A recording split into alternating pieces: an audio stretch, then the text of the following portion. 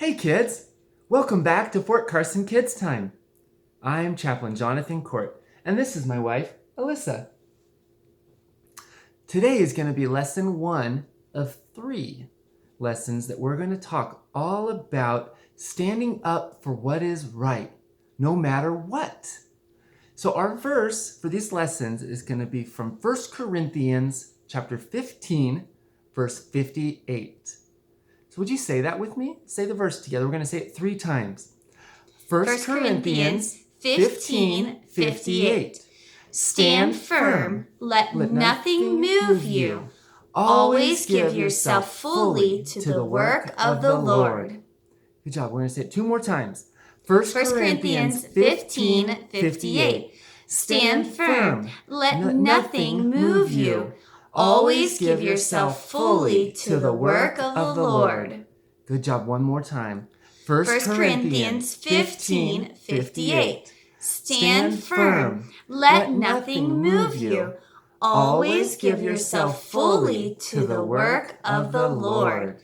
Now, that's a pretty long verse, and you might not have gotten it this time, but that's okay, because we're going to do it for this lesson, plus the next 2 lessons are going to have the same verse. So we will really remember how important it is to stand up for what is right.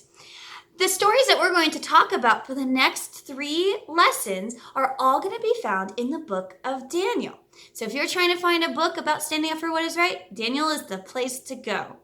And the first lesson is going to be talking about when Daniel was a teenager. When he was a teenager, he was sent to a king's palace to live without his parents around, but he also had a few friends that were able to go with him. So it was Daniel, and then another guy named Shadrach, another guy named Meshach, and a third guy named Abednego.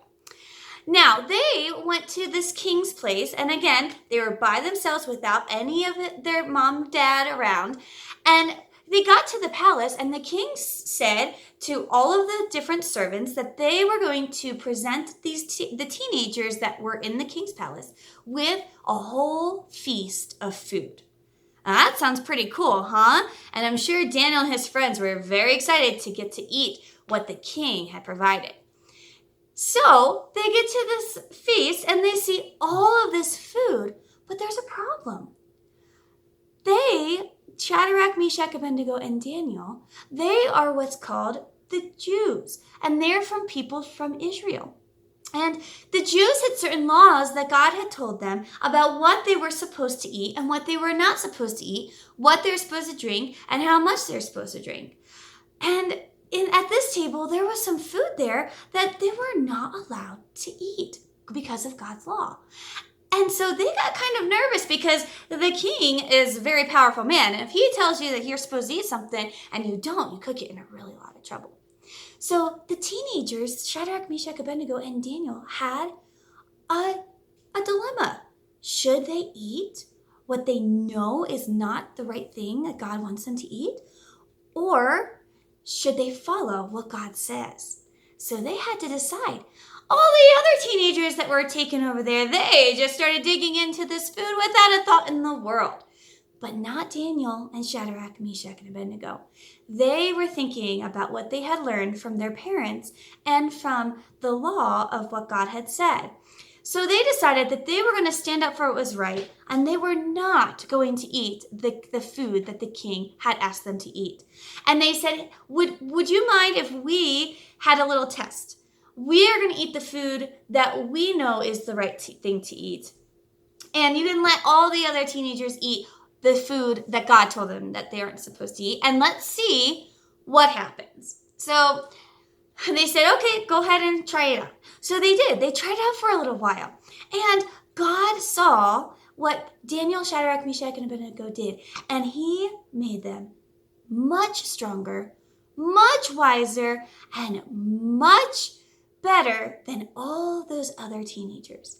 So they all lined up in front of the king, and the king would test them with their strength, test them with their memory, test them with their wisdom. And the king said, whoa, these 4 guys, they seem much better than all the rest of them. And it was because that Shadrach, Meshach, and Abednego and Daniel had stood up for what they knew was right, even when their mom and dad were not around to tell them what to do. And that God blessed them, and the king decided to choose those men to be part of their special, kind of like a special club. They were the king's advisors to help with the wisdom in the kingdom. And I think that's pretty cool. Yeah, it is really cool. Thank you so much, Alyssa, for sharing that story with us. So I have some questions for you kids. How come Daniel and his friends were separated from their families? Yes, they were separated from their families because they had to go to the king's palace. What was the test that the 4 friends came up with so that they could stand up for what was right? Yeah, they changed what they ate. They said, hey, we want to do what's right before God. Let us eat our own food, and then you test us. You compare us to everyone else. And what happened to the 4 friends when the king saw they were the strongest and the smartest? What happened to those 4 friends after the test? Yeah, they were put in charge. They were let in the club so they could make those big decisions for the king in the palace, and they could advise the king. That's right. Good job. So we're going to do a little activity, and you don't need anything for it except your mouth, because you're going to get to do something pretty fun. I'm going to read some of these ideas, and if you think it is doing what was right even when your mom or dad are not watching, you're going to go ding, ding, ding, ding, ding, because it's a good choice to do. If you think it's something that is wrong to do when your mom and dad are not watching, you're going to go like what? A buzzer, like So, here we go. Here's the first thing. Hiding under the covers playing while you're supposed to be sleeping. Mom and dad aren't watching, but is it a good choice or not a good choice? Not such a good choice. How about this? Telling the mean kid to stop bullying your friend. Standing up even though nobody else is. Is that a good choice or not a good choice? Ding, ding, ding, ding, ding. Yeah, it's a good choice. Next one. Laughing at someone who makes a mistake. Not a good choice, even when no one's watching. That's right.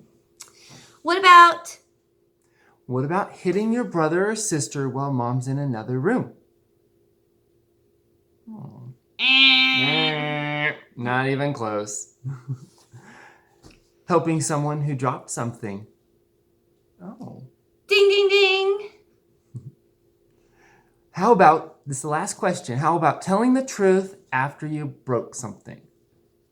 Ooh, that's not always easy to do. But ding, ding, ding. But it's the right choice. Good job.